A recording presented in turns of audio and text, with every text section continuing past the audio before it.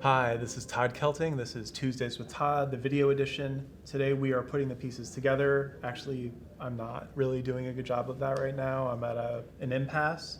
But we are putting the pieces together on the concept of breaching the lease, what we do with tenants who have breached the lease in Maryland.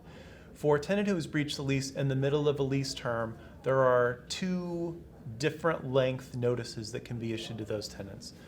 The traditional notice is a 30-day notice to vacate based on normal breaches of the lease. We'll call those breaches like excessive noise or smoking in the apartment when the lease prohibits it, having an unauthorized occupant, or having a pet that's not supposed to be there.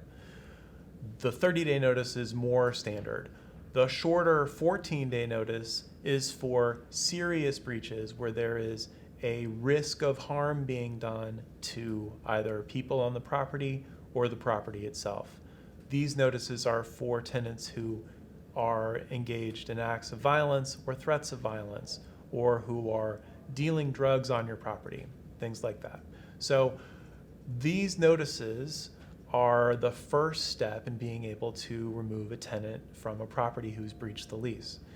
The notice that's required in Montgomery County requires very specific language. I highly recommend that you have an attorney like me draft those notices. But notices don't have to be drafted by attorneys in the state of Maryland. They can be drafted by landlords. We're just better at it. And so if you have a tenant who's breached the lease, either a serious breach that warrants a 14-day notice or a more standard breach where a 13-day notice would be appropriate, all I need to draft a notice like that is a copy of the lease and a description of what the violation is, and I can get a notice drafted. So that's the first step in dealing with tenants who breach the lease. We'll talk more next week on the next episode of Tuesdays with Todd.